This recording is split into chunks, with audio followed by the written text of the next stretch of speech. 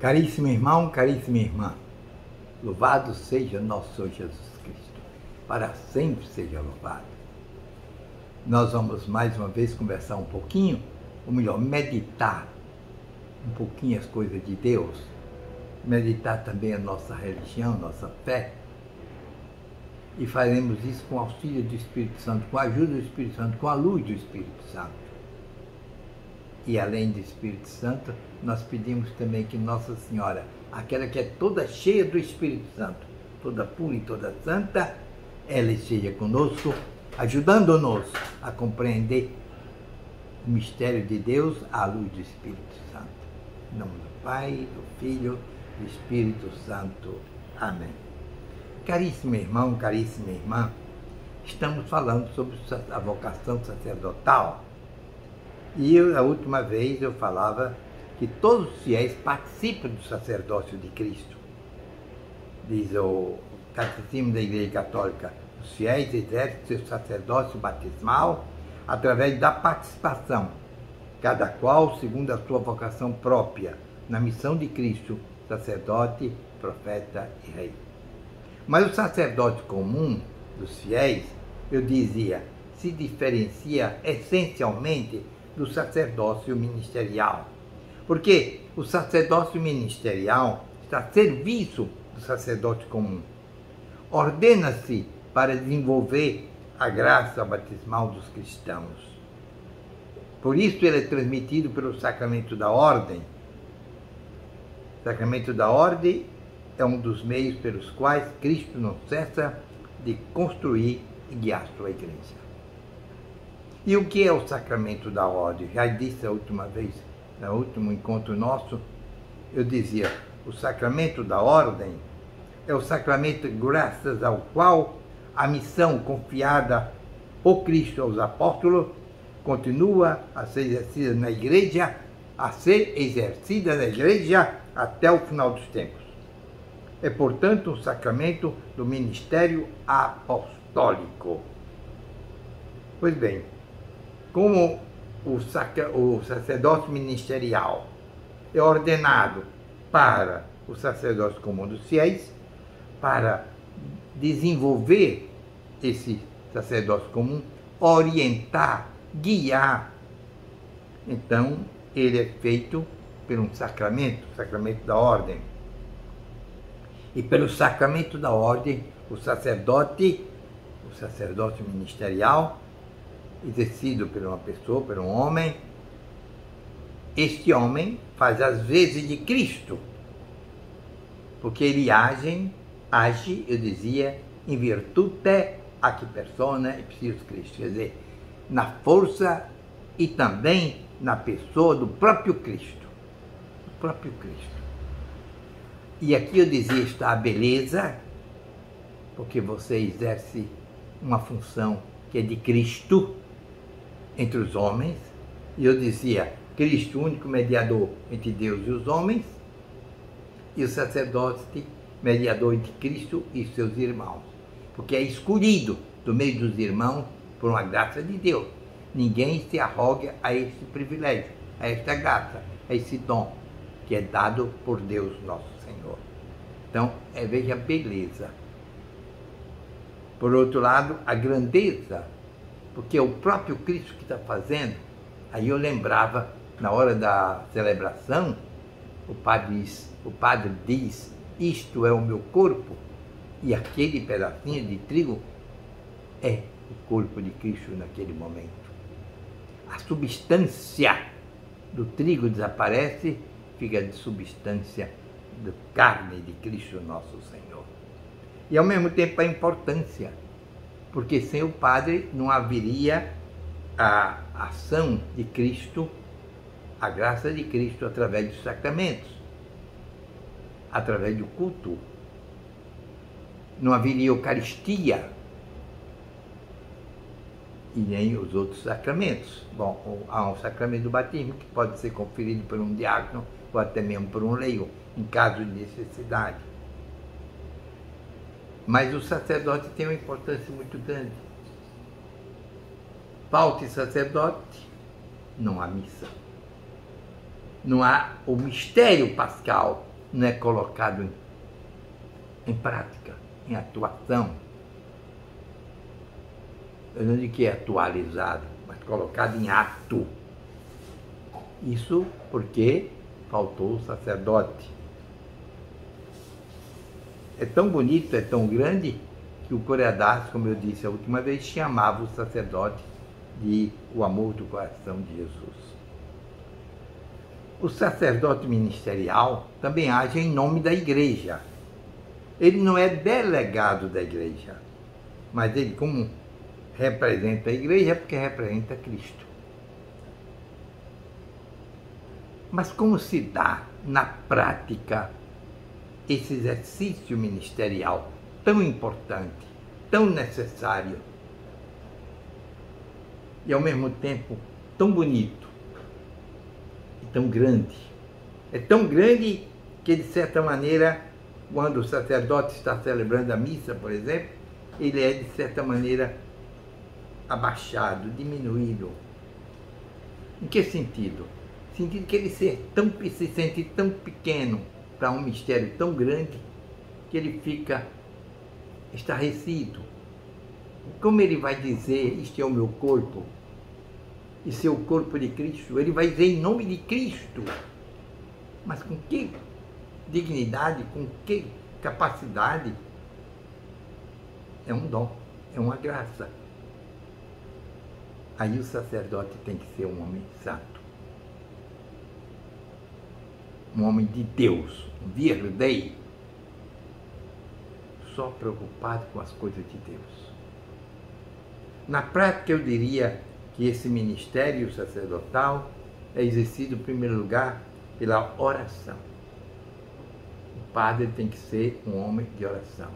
O sacerdote ministerial tem que ser um homem de oração. Ele precisa estar em comunicação com Deus, comunicação direta, para transmitir o que Deus quer para os homens. Por outro lado, ele que tem uma união muito grande com Jesus Cristo, porque ele está aqui fazendo o trabalho visível de Jesus invisível. Mas é Jesus que age por ele. Daí ele precisa da oração, da união constante e contínua com Jesus Cristo. E também o sacrifício. Ele não é feito sacerdote a não ser se está disposto a assumir a cruz de verdade. A palavra de Jesus, se alguém quer me seguir, tome a sua cruz e siga-me, serve em primeiro lugar para o Padre. Ele representa Jesus. Ele deve subir o seu calvário com a cruz.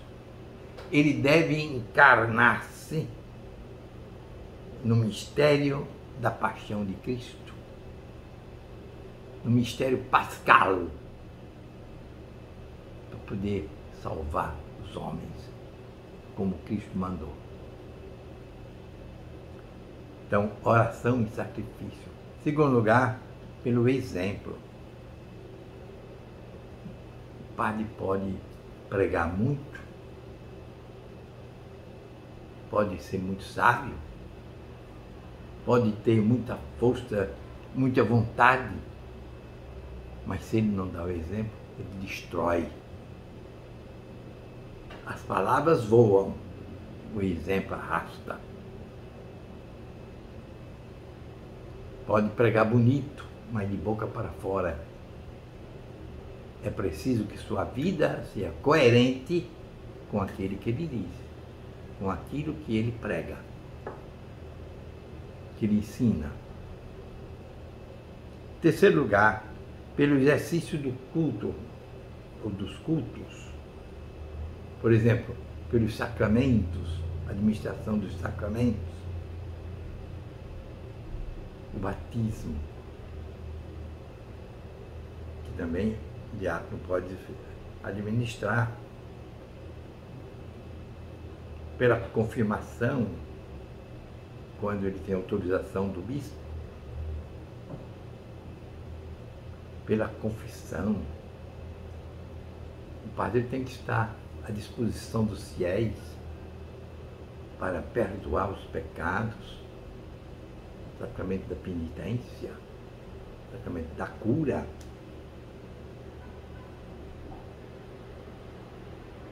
Ele está sempre à disposição para ajudar seus irmãos a se purificar, se santificar.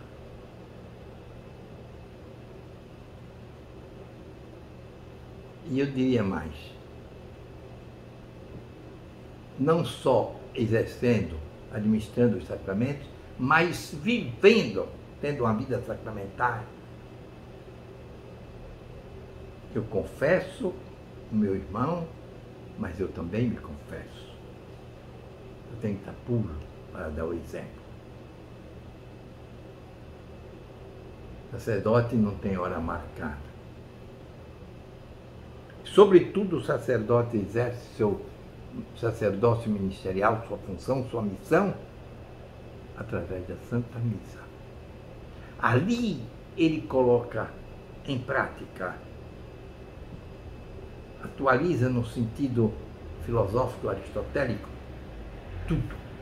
Mistério pascal, paixão, morte e ressurreição do Senhor. É algo fantástico. E é bonito que o padre está ali celebrando, e o texto que ele usa, por exemplo, a oração eucarística, é sempre dizendo, no singular, referente a ele, mas é Cristo que está falando, é Cristo que está fazendo. Como eu disse, isto é meu corpo, mas é o corpo de Cristo. Como ele diz no sacramento da penitência, eu te absolvo de todos os teus pecados. Eu, mas não é ele, é Jesus Cristo. Jesus manda que ele fale, que ele apresente visivelmente aquilo que Jesus está fazendo. O sacramento da missa ou da Eucaristia é lindo, tanto como sacrifício, a missa como sacrifício, como sacramento, é o topo de todo o culto da igreja. E o padre já ali exercendo, juntinho com Deus, vivendo aquele mistério. Não é de admirar que o Santo Padre Pio, às vezes, passava 2, 3 horas para celebrar uma missa, e quando ele foi obrigado a andar mais ligeiro, ele dizia, meu Deus, como eu posso correr exercendo esse ministério? Outra maneira do padre exercer o seu ministério é pela pregação da palavra. O padre é um missionário por excelência. Pregar. Por isso ele precisa saber, estudar. E depois, então, levar aos outros o seu conhecimento, a sua ciência. Como ele precisa contemplar pela oração, para levar aos outros as coisas contempladas. Também ele precisa estudar para levar aos outros. O povo nota quando o padre não é sabido, não entende, não está falando de boca para fora.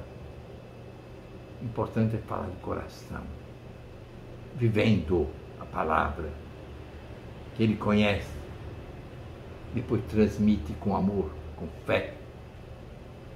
O ministério da evangelização pela palavra é algo extraordinário. Na missa, nós fazemos 2 comunhões. A comunhão da palavra e a comunhão do corpo e sangue do Senhor. E a comunhão da palavra é feita exatamente na hora em que o padre está falando, ensinando, pregando. Para depois o padre fazer a comunhão conosco através do corpo e sangue de Cristo. Comunhão. Como é que eu posso fazer a comunhão da palavra se eu não compreendo, se eu não estudo, se eu não me preparo, se eu invento na hora? Não. É o Espírito Santo que ilumina. É verdade. E eu preciso dessa luz. Mas eu tenho que abrir minha inteligência para estudar. O Espírito Santo então vai me ajudar a entender essa palavra e transmitir essa palavra. Não o que eu quero, não o que eu penso, não o que eu imagino, mas o que é de fato a palavra de Deus, o que de fato ela diz. E é o Espírito Santo que vai me iluminar. E para isso eu preciso me preparar, estudar. O Padre é o homem da palavra de Deus, como é um homem da Eucaristia. Caríssimos irmãos, por tudo isso que eu acabei de dizer rapidamente, sem muita teologia, apenas com palavras simples, eu quero concluir dizendo que os fiéis devem amar muito seus sacerdotes, que exerce também o seu ministério muitas vezes pela direção espiritual, pelas visitas pastorais, pelas conversas, ele vai orientando. Então os fiéis devem amar muito seus padres. Como é que ele vai, na prática, colocar esse amor? Primeiro, rezando pelos padres. Rezando pelas vocações sacerdotais, rezando pelos padres. Sobretudo, rezando pelos seus padres. Porque o padre é um homem fraco. É um ser humano, tirado dos outros, no meio dos outros homens. Segundo, ajudando-os. Como pode ajudar? Amizade. O padre celibatário, às vezes mora sozinho, ele precisa da amizade dos fiéis, da compreensão dos fiéis, de uma palavra dos fiéis, de uma demonstração de amizade dos fiéis. Portanto, precisa também de atenção. Não é só explorar. O padre é um ser humano, como os outros, tem suas qualidades, tem seus defeitos. Agora, Deus lhe impôs, ou melhor, lhe deu uma dignidade tão grande, uma missão tão importante, que ele precisa da graça de Deus e precisa da ajuda de seus irmãos. Caríssimos irmãos, rezemos pelos padres, amemos nossos padres, ajudemos nossos padres com amizade, com atenção, com carinho. Por hoje basta, eu acho que transmiti algumas coisas para vocês, meus irmãos, não muita, podia falar aqui dias e dias sobre a vocação sacerdotal e sobre o padre, mas apenas umas orientações que eu acho que vão servir. Termino insistindo, rezemos pelos nossos padres, amemos os nossos padres. Amém.